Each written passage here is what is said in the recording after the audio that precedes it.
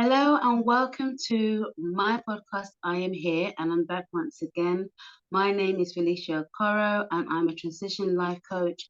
And today this is actually very close to my heart as well, in the sense that who I'm actually interviewing. And we are going to be talking about the topic of addictions.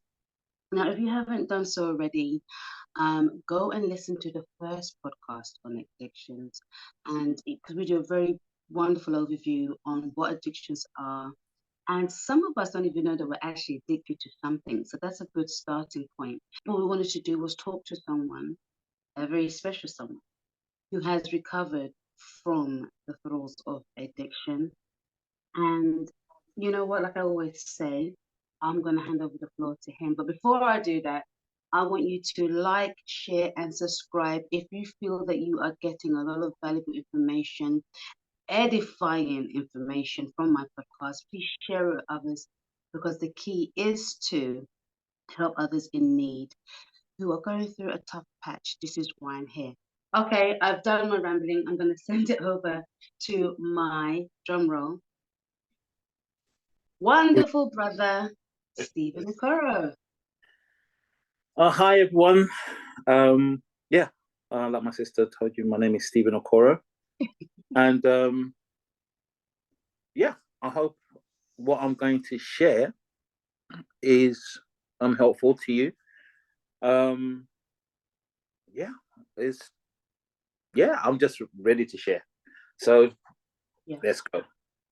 Yeah, I think a lot of people, when it comes to the topic of addictions, it's a really sensitive subject, I would say, and not everybody is willing. Obviously, there's lots of people that do share their story, but a lot of people still feel a kind of stigma towards addictions. And one thing I do know, for those who are listening who are not aware, I'm a transition coach, and I tend to help people from a biblical rubric perspective, beg your pardon. So a lot of the coaching and leading I do will come from a biblical stance.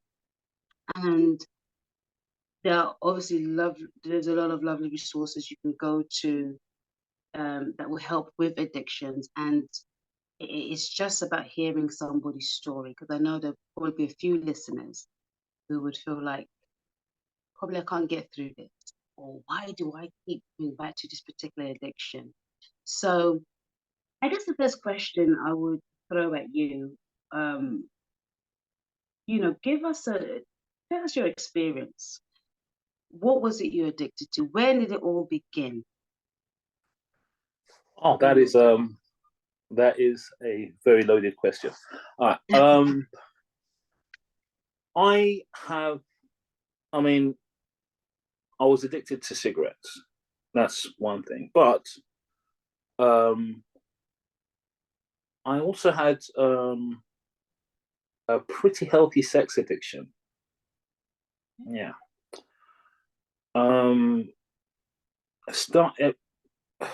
It started when I was very young.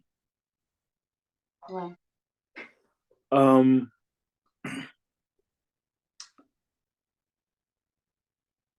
Well, when I was a kid, like not long out of toddler age, you know.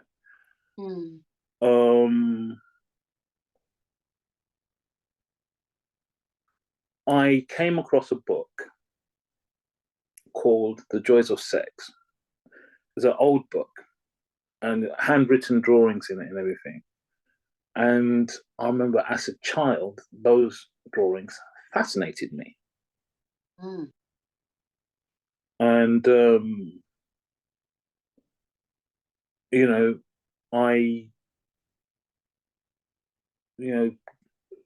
it was, I would look at that book quite often. And, when I got into secondary school, this is like talking about early 80s and stuff, when VCRs were all the rage. For all my millennials out there, that's the video cassette recorder. And with that came my my entrance into the world of pornography.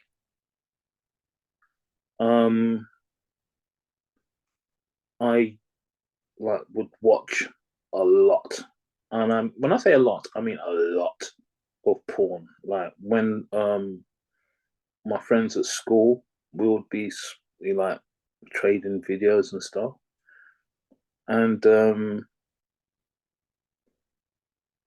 I would even like I was quite an artist back then, and I would be drawing sexually explicit pictures and just giving them out to friends and stuff. Wow. Yeah, that's You really could draw. I mean, your yeah, drawing your life like. exactly. funny Wow. thing is, funny thing is, I was 13, 14, 15. So even though I was interested, I didn't have that much experience with male and female anatomy. So some of the drawings were, not physically possible. If anyway, Right. that's Yeah. neither here nor Yeah. there. But I was very preoccupied with sex, and again, I started. That's one addiction that I had. But I started smoking when I was about 13. 13. And yeah, when I was yeah, 12, 13. And that came about because I was seeing a girl. We were, boyfriend and girlfriend. Mm-hmm. And when I went to an all boys school, and down the road from my school was an all girls school. So during our lunch breaks, we would meet up, go to a park or whatever. And when I would kiss her, it was like eating cigarette butts because she smoked and I didn't at the time. So one day I came back from lunch and I was talking to a friend of mine and I was talking about this girl. I said, "Oh, you know what? I think I'm going to have to break up with her because every time I kiss her, it just tastes nasty." And he said, "Why?" I said, "Because she smokes." And he said to me, "Do you know what? Next time you see her, have a cigarette before you kiss her. You won't. It will not taste. You wouldn't notice it." I was like, "Really? Yeah. Okay, fine." So next time I saw her, I had a cigarette. The first time I'd smoked, I had a cigarette. And lo and behold, her mouth didn't taste like ashtrays afterwards because we both tasted like ashtrays. So I didn't notice it. And that was the beginning of my smoking adventure. I broke up with her a couple of weeks later anyway, but the cigarettes stayed. Wow. But yeah, so So from a you know, young age, you were, and it's interesting because when I'm listening to you speak, it's going back to the way the mind works. So subconsciously, these things were now rooted in your mind, especially as a toddler mhm, when you said you found the book that was clearly for adults, yeah, and these images, like a seed, was now planted, and they were now in your mind, and mhm. like the artist you were now drawing these things, and you know, words of wisdom from your friend, not smoke. You smoke a cigarette as well in order not to taste whatever was in the girl's mouth. Yeah. You know, how would you say that these addictions lasted for? Oh, the cigarette addiction lasted, both of them really lasted up until the day before I got immersed, before I got baptized. Because, yeah, I mean, that's kind of jumping the gun a bit. Yeah. Yeah. But, you know, with addiction, you basically you're free of it, but not really, because depending on the type of addiction, all it takes is one relapse, and then you can be back deep in the mire. So I always say that I'm still a work in progress. Right. But they like you know, there's a reason the scriptures say we have to overcome. Mm-hmm. Because it's not just that you know, I'm free of those addictions today, but to remain free, I have to stay away from them. Yeah. And you know, some things are easier to stay away from than others. Yeah. Because of just the nature of the world we're living in. I was about to say that, especially when you spoke about pornography. Pornography is literally everywhere, from mild to extreme, from the clothes people wear to the billboards we see to the films that we watch. We're literally surrounded. Yeah. Yeah. Because I think I was probably more, I don't know, I think I was probably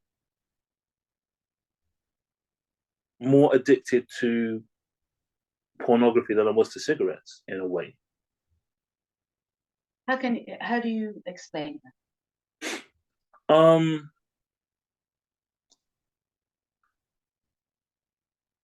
Because okay, the cigarettes was more. Cigarettes is a physical addiction. Yeah, it's a physical thing. You smoke, you feel you smoke when you feel anxious. You smoke after you've eaten. You know, you just smoke, but it's you get a physical gratification from it. But with sex and pornography, it's a physical and a mental gratification you get from it. So I think it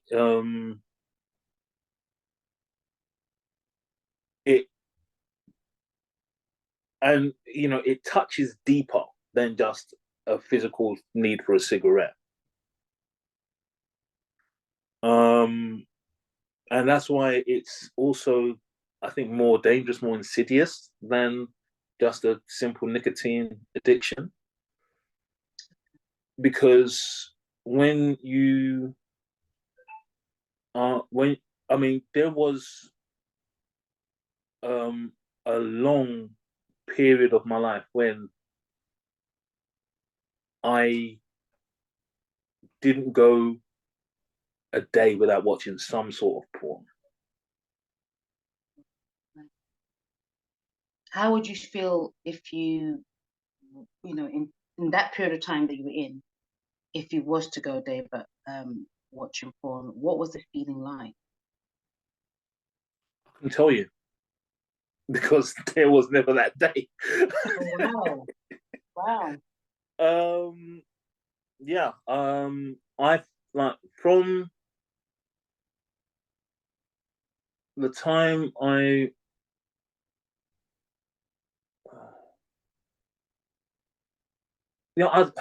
maybe I don't, maybe it wasn't daily, but it was pretty close to daily. I was watching some porn. Um, yeah. Was there a trigger? Was it just something that just became systematic within you? Or was there a trigger that, okay, it's, I don't know, it's 2 o'clock now, it's time for my No, there's no trigger. It was just opportunity. If I was opportunity? alone and there was, the means, I was watching Mm. porn, more or less. Oh, okay. Um, Would you say that was to fill in a gap in time? Was it a hobby? I mean, how did it slot into your day-to-day routine? um, do you know when obviously, well, but the rest of YouTube don't. But from the time I was like just turned 16 to when I was 21, I lived in Nigeria for 5.5 years. Mm. And I used to work, and I use the term loosely, work in um it's like a video cafe kind of thing, where people will come there to watch videos, movies, and whatever. Whenever I worked, exclusively what I played was porn. Even if they wanted to watch something else, I'm like, no, we're watching porn. Right. Mm. Um,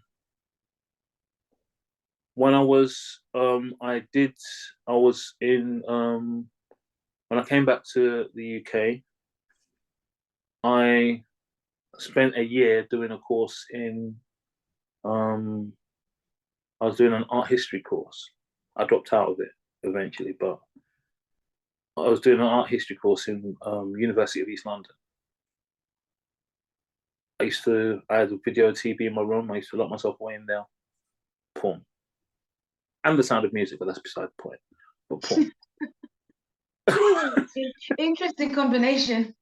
I And loved the sound music. of music.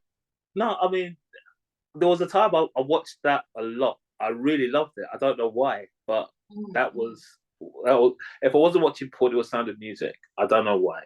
Maybe I don't know. But yeah. Um and yeah, some very embarrassing things happened during that time. I think that was um one of the reasons I kind of thought, you know what, maybe this university life isn't for me. Because yeah. Anyway, that's another story. Um, but yeah, it was watching porn, and obviously when it comes to um porn, like I said, it's a physical and a mental thing because you're watching porn, and especially when you're alone, not so much when there's other people in the room, but especially when you're alone, it leads to masturbation. And yeah, um, that was a big part of my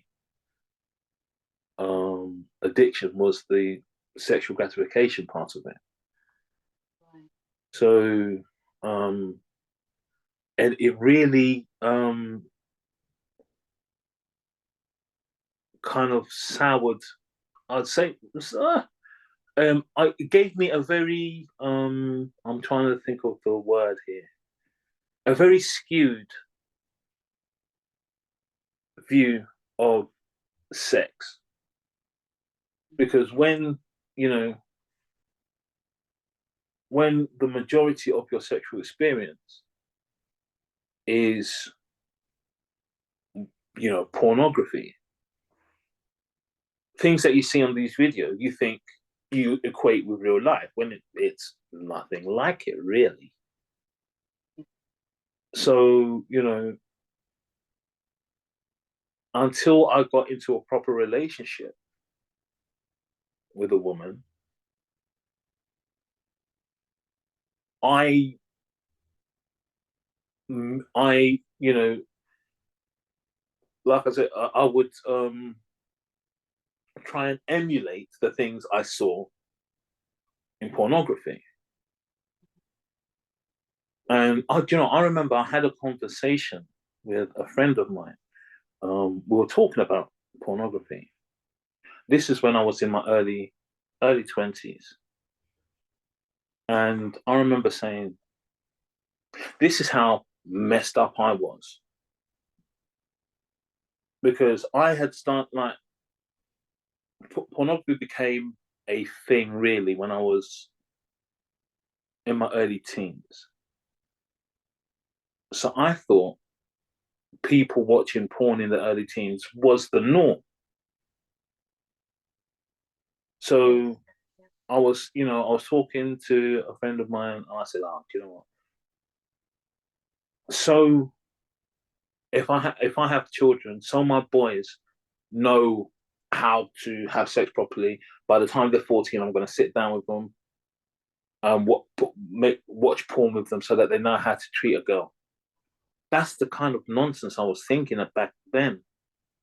And it wasn't until I had my son and he was 13 and I was thinking, show this child porn? What was I thinking? Mm-hmm, mm-hmm. You know? Because, I mean, It's so interesting what you're saying. Just for me to jump in there, because um I've I've I've I've been around few people that have spoken about their addiction to pornography and actually coached one person on that. And I think what was discovered was the research that was done behind pornography and the brain. And just like you said, there's a few articles I have up here. Watching pornography will wires the brain to a more juvenile state. That kind of links into what you just said now. Because now that you became a father and you had a 13-year-old, the logic you was thinking back then doesn't make sense to show such an explicit video to a 13-year-old boy. And the article I'm reading from actually comes from the Neuroscience News, and it talks about the properties of a porn video and how powerful it is for triggering certain things in the brain that would affect the way you view relationships. mm-hmm. It can actually damage your body. Sometimes have erectile, erectile functions, or however it's said. There's so many things that will just happen to your body and especially your mind. And most importantly, what you kind of touched on is having an unrealistic view of what it takes to be in a relationship. So it was just quite interesting when you said, when you now have a 30-year-old son, you realize I can't let him watch that. The thing is, because even then, I was still pretty addicted to porn. That, like I said, it was before I broke free of that addiction. It took me getting immersed really to break free of that addiction. And I'm 50 this year, and I was immersed 5 years ago. Mm. And my son is now 23. So, yeah. These things were still pretty active in my life even then. So even though, I was still watching porn, but I was, my view of it with regards to, my whole idea was that, oh, I'm going to train I'm going to show my son porn so that he can, know how to please a woman, whatever. And, by the age of 13, which is what I was thinking when I was a young man. And I had my 13-year-old son, and I was like, he's still a child, really. Yeah. So me showing him this is nonsense. But the thing is, I was involved in that kind of thing when I was younger than him. Yeah, like you said, just like you said, you were involved in that thing when you were younger than him. Don't forget what you're going to say. I'm just going to read something from an article, Mm-hmm. and once again, is in connection. It says here, viewing pornography at a young age can be damaging. The risk of becoming addicted to pornography is higher for teenagers as the reward centers in their brains responds 2 to 4 times more strongly than those of adult brains.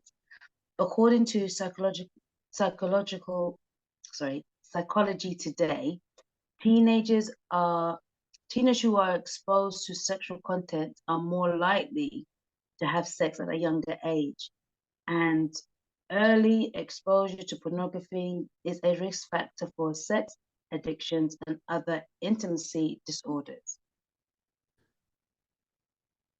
How true is that, would you say, in your experience? Um, yeah, very true. Very true. I can't really fault anything that you said there because yeah, that's how I felt. Um, What other impact would you say you had uh, that you noticed, maybe in hindsight now, but what other impacts were there for watching pornography, would you say? um, well, an unrealistic view of what sex in a relationship entails, really. Mm-hmm. You know,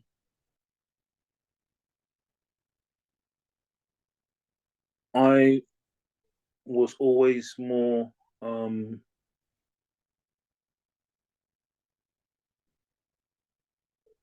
I was always okay. I thought having sex like a porn star made you good at sex, regardless of the emotion involved. Mm-hmm. Um, so I,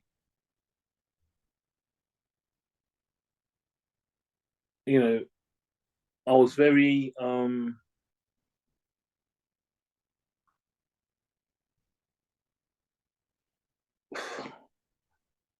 I I was very like I said, I had a very um skewed view of what it meant to be a partner in a sexual relationship. It was more about the um the act than the emotion, Mm. you know. And I wanted to be. I mean, I like I didn't. I wanted to be a good lover. Let me just say that I wanted to be a good lover, but I thought that being a good lover meant that I could, last for 2 hours and you know, do lots of acrobatic positions, Mm-hmm. and and while it was very, but even though I wanted to be a good lover, it was very, very selfish, me centered kind of thing. Yeah, I wanted the girl to enjoy herself, but not because she's enjoying herself, because it makes me feel good. Right, You know, right. I and it was just, yeah, it was. It was a very selfish kind of generosity, in a way, Right. because um, her enjoying sex with me wasn't about me giving her pleasure. It was about a notch in my belt, Right, right. you know. So I wanted to be good at sex. I wanted her to enjoy sex, but not for her. It was for me. It was a very selfish kind of thing. Right. So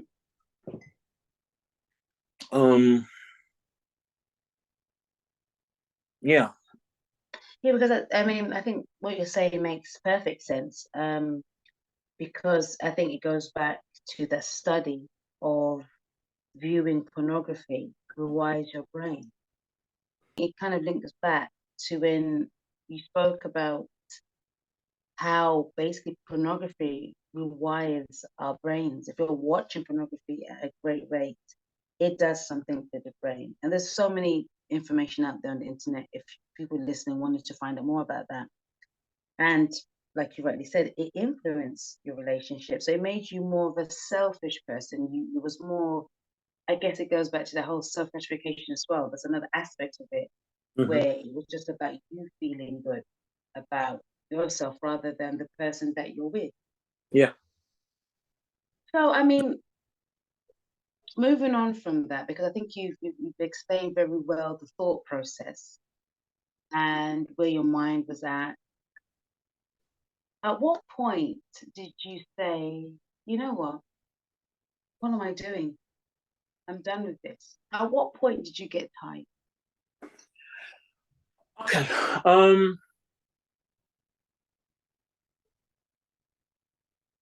There was. I'm gonna have to kind of go back a bit, because like I said, I was addicted to during my teens to like most of my life. I was addicted to porn and cigarettes during my 20s, and during my 20s and whatever, to up until before up until the same time, like 5 years ago. Yeah. I was taking drugs as well. Although when I was single, I was taking a lot more drugs than when I was with Tracy and my boys and stuff. Tracy is my partner, by the way. Yes, I was gonna say that you should. I know she was there. Yeah. So basically, like in my like mid, early to mid 20s, I took a lot. When I say a lot of different drugs. I tried cocaine. I tried crack cocaine. I tried heroin once. I tried mushrooms. I tried LSD. I tried MDMA. I tried speed. I tried ecstasy. Just lots of different ones. Wow. Um, What would you say? Sorry, what would you? That's a lot of drugs. First off, what would you say was the root cause behind taking these drugs? um, I was. I had a lot of friends that were into that sort of thing, so to fit in, I did it with them. So peer pressure. I mean, I don't know whether I'd call it peer pressure because there wasn't a lot of pressure applied. Like, do you want something? Yeah, why not? That's not pressure. I was Yeah. just, I was just curious. I think I was very pleasure oriented, so Right. I was willing to do anything if it meant I'd enjoy myself. I was very, about having a good time, whatever. And like I took cocaine a lot on many different occasions, but it never did anything to me. I think there was only once I ever took cocaine when I thought, okay, I'm feeling kind of high. Only once. And to be fair, that day again, I took a lot of cocaine that day. But on normally, I never felt anything. I took crack cocaine a few times, but most of the time, when I was in my early to mid 20s, me and my friends, we were living in a hostel, so we never had a lot of money. So when we would buy crack cocaine, we would buy like one rock of crack cocaine for like £20 and share that between 5 people. So it was never that. You felt the effect, but it wasn't that intense.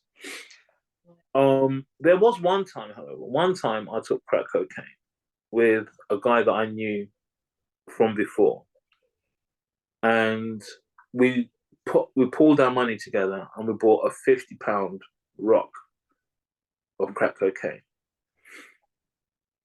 and just between the two of us. That time, I felt the full effect of what crack cocaine could do. And I remember pacing up and down this guy's room, repeating to myself, I cannot get addicted to this. I cannot get addicted to this. I cannot get addicted to this. Because I am not going to lie, it felt awesome at the time. The way it makes you feel, it gives you a sense of invincibility, a sense of power, like heightened senses. And at that moment, while I was that high, I understood why people got addicted to it. And I was just like, no, I cannot do that. I cannot get addicted to this. I remember I was just for a good while just pacing up and down this guy's room. Like, I cannot get addicted to this. I can't do it. I can't do it. I can't get addicted to this. Wow. And yeah, that was an experience. And I remember later that night, I went to a friend's house and I saw this friend, and I was still under the influence. And she told me that I thought I was acting kind of normal at the time because I thought I'd come down a bit. But when she saw me the next day, she said I scared her the way I was behaving. Did she explain how you were behaving? Oh, she was like, I looked really aggressive. Wow. I'm like, really? I don't remember. I don't remember feeling aggressive, but I mean, I could see why. I mean, now, looking back, I could see why.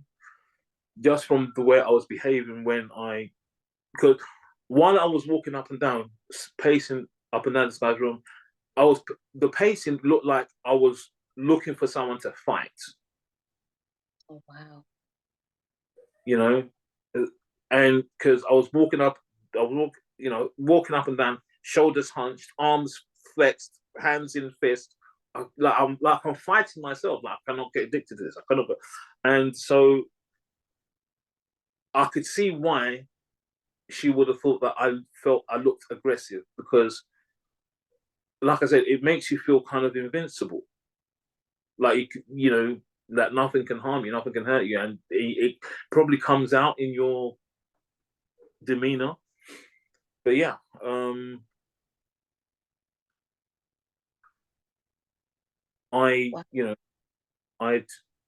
that was the first, I think probably the one and only time I'd got like that on crack cocaine. And I mean, like I said, I took heroin once. Took heroin once. I didn't inject it. I've never injected anything. Okay. But I smoked. It's what they call chasing the dragon. And funnily enough, I was on a bus when I did it. On a bus? On a bus, on the back of a bus. Weird. Anyway, yeah. So that must have been before the days they had cameras of the bus. Oh yeah. This is probably 94, 95. Okay. So yeah, So I was you've on the had bus. this kind of long history of different addictions. Well, I mean, I wouldn't call those addictions. They were more experimentations. Okay. I, I mean, I know we've spoken about this before, but I mean, I will say to you what we've discussed before. Mhm. I honestly believe, because like the amount of cocaine I've taken, it's a wonder I was not a cocaine addict. The amount of ecstasy I've taken, it's a wonder I wasn't addicted to that. The only ones that I was really addicted to, drugs wise, was cigarettes and weed. Right. Everything else I took, either like with the heroin, I didn't like it, gave me stomach cramps, so I never tried it again. That's the one time I tried it. Cocaine didn't really affect me. So I was like, why am I spending all this money on something that it's like I'm snorting talcum powder? Doesn't make sense. Crack cocaine, got proper high on it once. I was like, can't do that again. I don't want to get addicted. Other things, like speed, never really thought that too much on that. The other drugs that I took, apart from like ecstasy and MDMA, all the other ones didn't really affect me. Mhm. So it was like, what's the point? I'll take magic mushrooms. Everyone's like, oh my gosh, see the colors. I'm like, what colors? You know? Yeah. So the thing is, I honestly believe that there's a reason that most of those drugs did not affect me. And I think it's because that the Most High was looking out for me. Because if I I've seen friends, people I went to school with, people who were me and them were tight, especially like before I went to Nigeria. I come back from Nigeria and I see these people that were my friends in school and see what those drugs have done to their lives. Mm. And I look at them and I think that could have been me. And the thing is, when I saw them after I came back from Nigeria, I didn't see them for years because I was living in a different area. But when I came back, sometimes I would see them around, and I would see them, and I remember when I first saw one of my friends. He looked. Oh, I mean, this guy when we was in secondary school together, I don't want to. Let's call him Mark. It's not his name, but let's call him Mark because I don't want to start sharing people. When I saw Mark, this must have been like about 5 years after I came back from Nigeria. I was living in Leytonstone at the time, and I saw him. But back then, I wasn't. I was just mainly just cigarettes and weed, and sometimes ecstasy, but mainly cigarettes and weed. That's all I was taking. And when I saw this guy who used to be like this in school, he was like very athletic, very popular, and everything, a bright kid. This guy looked a good 15 years older than me. Oh, wow. Wow. You could see the ravages that crack cocaine had done to him. Mm.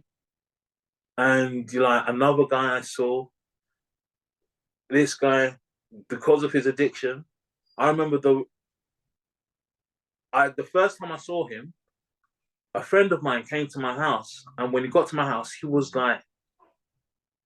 in bits. I was like, bro, what happened? He said he got mugged. I said, when? He said, just now. The guy was down the road. I said, right, watch. I got my coat and walked out. The guy was just down the road from my flat at the time. He showed me the guy. I couldn't believe it was the guy I went to school with. Oh. So I was like, let's call this guy. Let's call this guy Mike. Now, Mike, what's going on? He said, oh, Steve. I said, don't Steve me. You know this guy is my brethren. Give him back his chain. I didn't know it's your brethren. He gave me the chain back and I gave it to him. Mm-hmm. I was, I see this guy, Mike. He was back in school. This guy, he was one of because back then was like the height of the breakdancing phase. This guy was an amazing dancer, breakdancer. We used to do it in the playground or whatever. He was amazing. And this guy, because of drugs, is like robbing people for their chain so he can sell it to buy drugs. Wow. How did it make you feel to see that? Do you know, it was like thinking like these are my schoolmates, these are my friends, people that I went to school with. It made, that could have been me. Wow. That could have been me. And, like I said, I think the main reason a lot of these drugs which people swear by that just didn't do anything to me is because the Most High was looking out for me. I believe that wholeheartedly. The Most High was looking out for me. Absolutely. Because, we'll be like a group of 5 or 6 of us. Everyone's taking the same cocaine. Everyone's getting high apart from me. Why? Because that means it's not the cocaine that's wrong. There's something in my system which is not which is not reacting to it. Yeah. Because everybody else is. Yeah. So by saying, yeah, sorry, go on. No, go on. I'm just saying. I believe that. The Bible says, I'm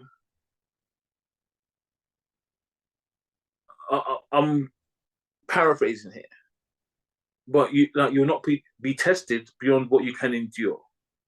Right. Yeah, and I think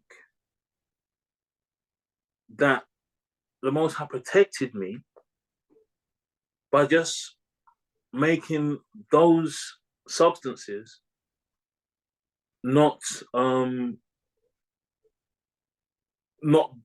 addictive to my system, not give me the rush that it gave other people. Because then it was like, it's just a waste of time to me, really. But the ones that, that did, that had an effect on me, like the crack cocaine, that was the one that said, no, I can't do that because that's just too potent. So I think after that day, I probably tried it once more and then never again. And did you get the same effect? Close, but no. It was close, but no. But then again, it was like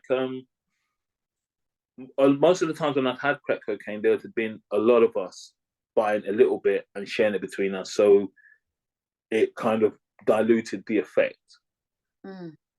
That time, the first time I had it, like a decent portion of it, was the time I was like, oh, I can't get addicted. And then years later, I tried it again. I didn't buy as much, But again, it was only like 2 people sharing it. So while it wasn't as big as before, it was still only 2 people. So I still got the effect, but not as much as The the first first time. time, because we didn't have as much. Oh, I remember when we again embarrassing when we finished that rock or crack that time. Me and that guy, we were looking like around the table to see if a little drop might have fallen, so we could just get a bit more to smoke a bit more. And it was again, it was. Have you seen Pookie from New Jack City? I have. Yeah. Like, just picture him looking, searching the table for a little rock or crack to have a bit more. That was us. Wow. Just in case a bit drops, so we could have a little bit more. But yeah, That's deep. yeah. So, But you know what I find quite interesting is that you're very much aware of your mind state during these times. That you were strong enough in your mind to say, even though, years down the line you took crack cocaine again, but your state of mind was strong enough to say, I cannot get addicted to this one. And to say, oh, well, if I'm cocaine, I'm not really feeling the impact of this too. It's like you're strong enough to say, this is not really doing anything for me. At the same time, you're very much aware that you reference Pookie. I don't know if I'm allowed to even use that clip. And he probably copyright. But you reference Pookie to looking, because he was really scatty in that movie. Yeah, and that day, because I remember, do you know what? I haven't thought about that part of the day for decades. Wow. For that part for decades. But I just remember when we were talking about it, I remember when we smoked the last of it, we was like scouring the table to see if like a little bit had dropped that we could smoke some more. Wow. Yeah. So go. When you look back at that time and you see how far you've come, because now we're going to go into the steps you took for recovery. When you look back at that time, obviously you're saying keywords that you felt embarrassed. Did you feel embarrassed at the time, or is that something that came from reflection? No, that's definitely a reflection. Okay. At the time, it was just life. Everyone was doing it. All my friends were doing it. So yeah, it was just Tuesday. Right. Okay, but now we're going to talk about how I got out of it. Yeah. Truth is, I didn't. It weren't me. Basically, I started. I said, okay. Again, we've got to rewind a bit. From when I was a child, my parents basically made us go to church, and I'd always felt a connection with the Bible. And at first, we went to All Saints Church down the road from where we lived. Sometimes we went to the church, sometimes, because my parents sent us to church, they didn't come with us. Sometimes we go to church, sometimes we go to the park and pretend we went to church. Exposure. I mean, my upbringing was different to yours. I wasn't raised to go to church at all, but go on. Yeah. Funny though, same house, just different rules. But anyway. Yeah. So, when I was about 14, probably about 30. I was going to Anglican church, from before that. But when I was about 13, I met up with some of Jehovah's Witnesses, and they gave me some of their books. And I read these books, and sis, they blew my ever-loving mind. Mm. They blew my mind. The books that I read, I mean, I still remember them to this day. You Can Live Forever in a Paradise on Earth. That's quite a famous one, yeah. Yeah. Revelation, its grand climax at hand. I found that scary. But the thing is, I didn't. It's the pictures I found scary. I found the pictures scary. No, it's just it. You know, it. I mean, although I do not believe what Jehovah's Witnesses believe now, I am forever grateful for them because they taught me how to critically read the Bible. Right, yeah. And how to study the Bible. And so, for a long time, I followed what the Jehovah's Witnesses believe, colored what I believed about my faith. And I, along like the two sides of my life were running like two rail tracks. You had the flesh part with the cigarettes, porn, weed, drugs, or whatever, and you had the spiritual part where I was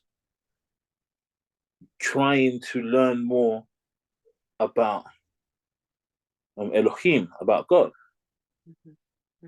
So those, sometimes the spiritual part would gain dominance, but I'll still be doing the other part. But the spiritual part will be my main focus, and then other times the flesh part would, and then the spiritual side of me would just wane a bit. But I had after my as I kept on growing, I was searching for the Most High in my life. I was searching for him, and At what point would you say you were searching for him?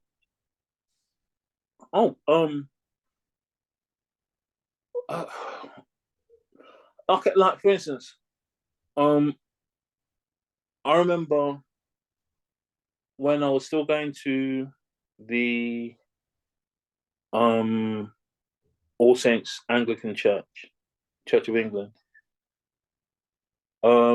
Then I would sometimes go to the vicar, and we'll talk about theological subjects. I remember I asked the vicar about the second coming of Jesus Christ. And then he said something which now to me seems quite laughable. But then I was like, is that right? I said, so, when the Bible talks about Jesus coming back, how is that going to happen? He said, Jesus will just come back, but when he comes, he's going to come to rule in your hearts. He's not actually coming back. I was like, okay, he's just going to come to rule in our hearts. Obviously now, I understand that that's nonsense because, of all the promises and the prophecies in the Bible talks of him actually coming back, not just to allegorically rule in your heart. That's not what the scriptures say. But Yeah. I was like 8. I didn't know any better, and he was Yeah. a victim, someone of importance, saying this. So I believed him. Then, after a few years, the Jehovah's Witnesses came into my life, and they spoke of something very different, and talking about the paradise earth and all of that, and talk about the book of Revelation, and it excited me.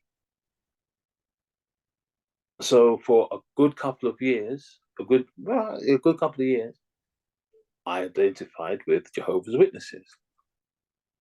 Then, when I turned 16, or just before I turned 16, I went to Nigeria. I stayed there for 5.5 years, and while I was there, my search continued. I went to many different churches, many different places of worship. I was even Muslim for about 22 minutes. No way, really? Yeah. This is Um. me. Yeah. Like 22 minutes, nothing more. When I say 22, is obviously it's hyperbole, but for a short amount of time, I you know I you know I identified with Muslims, but that didn't last long. Right. But my grandparents at the time were members of this church called Brotherhood of the Cross and Star. So I went there for a time. Do you know about Brotherhood of the Cross and Star? I do. Boo. Yeah. Yeah. So I identified with them for a while. I went to different Pentecostal churches.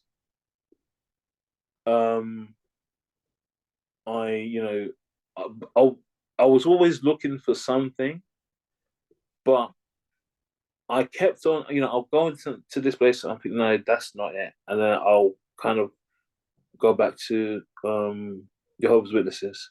I'll go to somewhere else and think, no, that's not it. And I'll go back to Jehovah's Witnesses, just like yo-yo in between something else and Jehovah's Witnesses, because I think I understood that what I wanted wasn't in the Jehovah's Witnesses. What I was looking for wasn't there, but it was the closest. Right. So I'll be looking for something, and if I couldn't find it, I'll just be coming back to Jehovah's Witnesses. And when I came back to England for a few years, I was more on the flesh side, just looking for gratification, whether it's sex, whether it was drugs, whether it was, I was just more focused on the gratification part. But when I got my, when I moved out from, because at the time I was living in the YMCA where I was surrounded by all these people, when I moved out from there into my flat, I started, working, and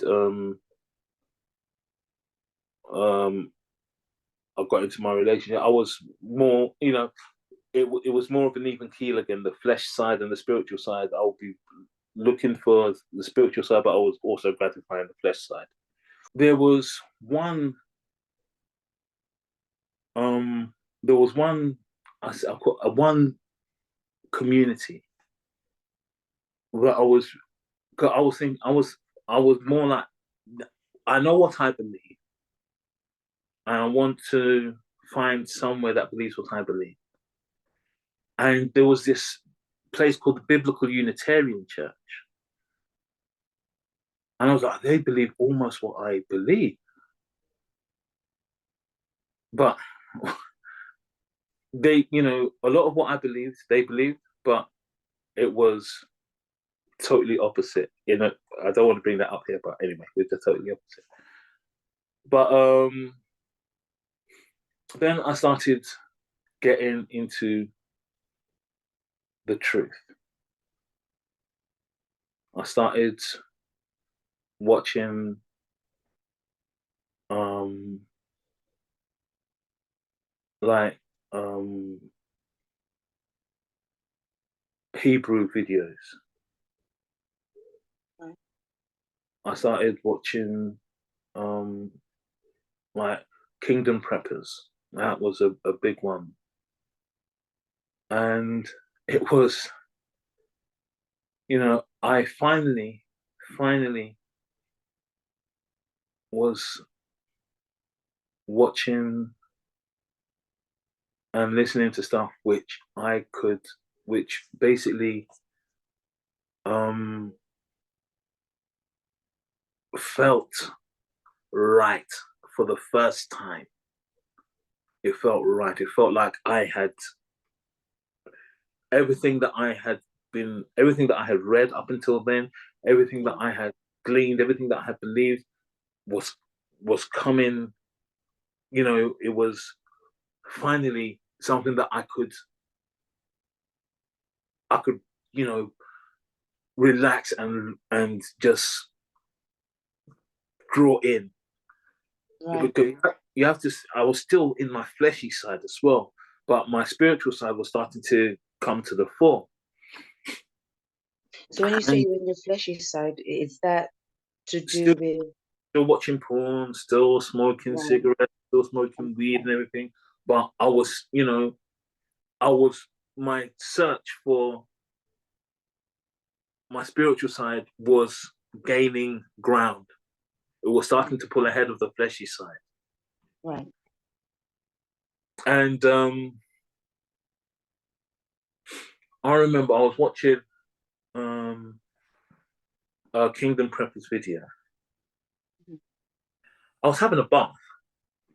My phone was on by the side of the bath, watching Kingdom Preppers, and they were talking about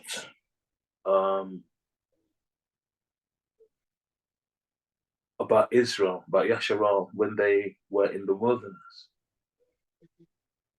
and how they kept on making the Most High angry, kept on rebelling, kept on messing up. And it started to annoy me. It started to annoy me. I was sitting in my bath listening to this, and I remember just saying to myself, what's your problem?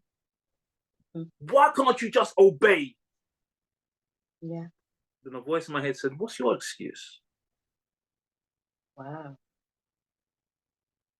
And that stopped me in my tracks. I think you will remember this day because I started crying in the bath. And I phoned you and told you that I wanted to be baptized. I do. Remember that? Okay. Yep, I do. And I said, because you had not long been baptized, and I said, I wanted you to baptize me, and you said no. And you told me about Brother Nahalyahu when he was coming that I should get him to do it. Yeah. So I think that time was about June, and he was coming in September. And the day before he came, the day before I was going to be baptized, I prayed to the Most High and I said, I've tried quitting smoking before, all of these addictions, I've tried giving them up before. It's too hard for me. I don't want it. You take it. Just like that. Just like that. And since that day, I've not had a cigarette, not had any weed, not had any drugs. Wow. The pornography, it's all around me. So, sometimes it's on, but I'm not addicted to that anymore. So just to, because I want people to really hear what you just said. I don't want us to fly over what you just said. So in a nutshell, you literally submitted everything to the Most High And in an instant, the addictions, the bad habits were broken. Pretty much. Like I said, it wasn't, I didn't do it. I didn't do anything. All I did was say that this is too heavy for me. I don't want it. You take it. And he took it. Wow. Because you've taken us on a journey. And let me tell you, I don't think anyone can ever get tired hearing your story.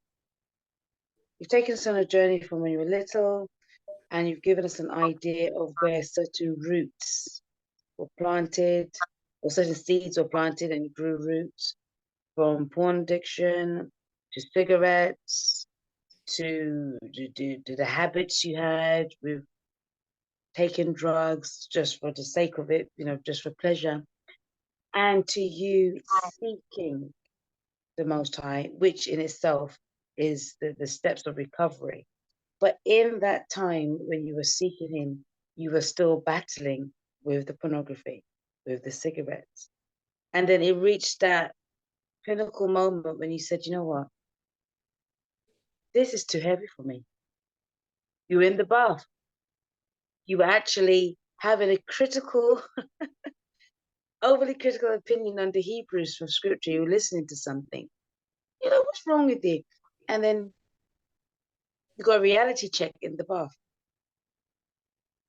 And then at that moment, you were like, this is too heavy for me. I can't do that. No, it wasn't then. It wasn't then. Okay. You have to understand, because that thing, the whole bath thing happened in about June. Okay. And I wanted to be baptized there and then. I asked you to baptize me. You said no. That Brother Yaram is coming in September. I should do it. I should allow him to do it. I said okay. So up until from that June, around June till September, I was still smoking. I was still drinking. I was still watching porn, whatever.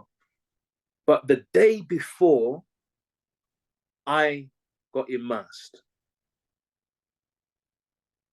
because then I was like, okay, I'm going to quit all. I was saying I'm going to quit all of this when I get immersed. And the day before I got immersed, I was thinking, this is it. I have to. And the thing is, I had tried multiple times in my life to give all this stuff up. I tried and failed. Tried again and failed. Tried again and failed. So the day before my immersion, I just got down on my knees. I prayed. I said, I've tried all this before. All of this, it's too much for me. It's too heavy. I don't want it. You take it. And he did. He did. Wow. How many years ago was this? Let everyone hear. 5 years. 5 years. On the 9th of September was 5 years. 5 years. You've been free. Yeah. 5 years. I'm being freed because it's still a daily thing. Yes. It's still a daily thing. But, and I think this is what some people don't understand, do they? I like the fact that you said it's still a daily thing, because the battle still continues, but you are actually free from that grip. Yeah. Yeah. Because I mean, all it takes on my part is a moment, or all it takes on my part is like to think, all right, do you know what? Because people backslide every day. Yeah. And which is why the Bible is always talking about overcomers. Yes. People backslide every day, and it's not about stumbling and falling and staying down. You might trip over something, but you get back up and keep on going. But I mean, like I said, smoking, drugs, and all that, pornography's around me, so sometimes it gets into my thing. But it's not it doesn't have a hold on me. You understand what I'm saying? A It strong doesn't have a hold on yeah. me. It's not, yeah, it doesn't have a hold on me anymore because the Most High freed me from that. The drugs and everything, He freed me from that. I can't really take any I can't take any of the accolades for giving it up because I didn't give it up. I didn't. I know what happened when I tried giving up by myself. Wow. I know what happened. I failed woefully. But the one time I told the Most High, I don't want it, you take it. And, it now, but I've been with people and they're smoking and it has no effect on me. If anything, I'm like, yeah, that kind of stinks. But yeah. Wow. But there I have not, I'm not gonna take any credit for this. Because if I gave up by myself, if I had attempted to give up by myself, I guarantee you I'll still be smoking today. So this was a pure spiritual intervention. Yeah, that's what I believe. Wow. I mean, that's what it is. Because if you didn't go to AA groups, if you didn't go to any form of counseling or therapy, your counseling and therapy was a spiritual one. It was to be the genuine heart. I want to be free. Take this away from me. I don't have what it takes. Then that was a spiritual intervention. Amazing. I wonder how many of us can actually grasp what you just said then. Powerful. So, 2 questions I have for you. Okay. Before we wrap up the podcast. Where are you now in terms of your faith, your belief, past addictions? We know you're free, but just give a brief understanding of that. And finally, what will be your advice to others in a situation where they are addicted to something and they cannot see that light at the end of the tunnel? What will be your advice? So the first one is, where are you now? How do you feel today, spiritually, mentally, physically? Well, spiritually and mentally, when it comes to the addictions that I've overcome, I feel great. I feel good. I'm, like I'm taking it day by day. And, every day that I don't backslide into the things that I was doing, I give God I give the Most High the glory because it's His victory which is working in my life. So that side of it, I feel good because He has done that work in my life where I'm no longer in the thrall of those things that had me in chains for years. Right. And my advice to anyone who's struggling with addiction, it's only a struggle when you're carrying it by yourself. When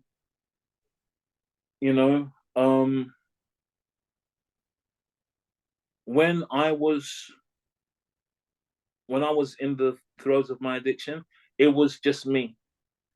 And through a lot of it, I didn't think it was a problem, even. It was just the way the world was. It was just the way I was. It was just Tuesday. But it took me time because while I was still in the addiction, I was still, searching for the Most High, I still had that spiritual spark in me which wanted relationship with our Creator. And when I could no longer deny what I needed to do to get right with Him, I knew that those things, which had just been normal life to me, would hold me back from a proper relationship with Him. And I had tried giving them up before for myself, not because of anything else, but just for me, and had failed. So instead of trying to pick up that stone, I just said, I don't want it. Take it. You do. You know, when Hamashiach said, my load is easy and my burden is light, he meant it. Yeah. He meant what he said what he meant, and he meant what he said. And I'm living proof of that. I didn't need to ask him twice. The one time I said to the Most High, you take it, he took it. And here I am. Here you are. Wow. Powerful, powerful, powerful. I'm just in awe. I don't know how to explain how I'm feeling right now.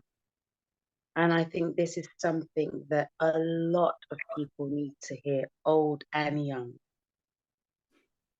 I remember when this podcast is still at its infancy stage, but I remember when I first started it and I asked you to do a podcast. I said, would you feel comfortable doing a podcast? And you said, okay. And before I could say anything, you're like, but there's no hurry. I remember. But it's like and then when I asked you again, years, I didn't start immediately that time I had mentioned it to you, but now you were more than happy to do a podcast. And for me, that shows enormous growth. You've literally changed. And when we speak about the Most High changing people, transforming people, some people say, oh, some people have this belief that people can't change. It's a lie, people can. Mm-hmm. And you're a living testimony of that. You've just shared your testimony with us. You didn't become addicted to drugs when your friends did. A lot of your friends probably passed away due to lifestyle choices. That has not been your story, and it is not your story. So what I'm taking away from this is that everything you have been through was made for this moment and onwards. To share, to be vulnerable enough to express certain experience, and also the victory, because this is a victory. And I want to say thank you for sharing, because I just know it's going to help people. Well, thanks for the opportunity. You have to delete all of this, Ria. You don't have to delete all of this. You have to... Oh, yeah. Well, listen. Yeah. You had to go through these. You had to experience what you've experienced to help people, because I must mention it again. There are people out there who are struggling. There are people out there who have walked away from their faith because they feel so valueless because of addictions. They feel, oh, well, how can the Most High love me if I'm addicted to A, B, C, or D? Mm-hmm. If I'm addicted to pornography, if I'm addicted to fornication, if I'm addicted to drugs, how can He love me? So they step away. When the message here is that you don't have to step away. Like you said, you may fall, but you've got to get back up. And even through everything you were going through, you were still seeking the Most High. And what happened? You found him in the end. Absolutely. So thank you once again. I'm not deleting anything. I might have to take you to court for that, you know. Well, you know, at a price I may consider it. No, I won't. I mean, you know, it's. No, I do you keep know what? saying that. Yeah. If this can help, then It you will know help. it will help. Thank you once again. Everyone who's listening, please once again share this content with those. I hope this information has been edifying. And yes, I know someone may ask me privately, is that your real brother, or real true brother? No, he's my biological blood brother. And I'm just so grateful for him sharing this story. And take note, you don't have to suffer in your situation. And once again, I love what you said in terms of you touched on it, and having that support, that system around you where you can seek support and resources, and you don't have to feel that you're alone. So thank you once again, my dear brother. Thank you for sharing. No problem. And I look forward to doing another podcast with you. You must come on again. Okay, but no rush. Thank you once again. Thank you. No problem. Thank you.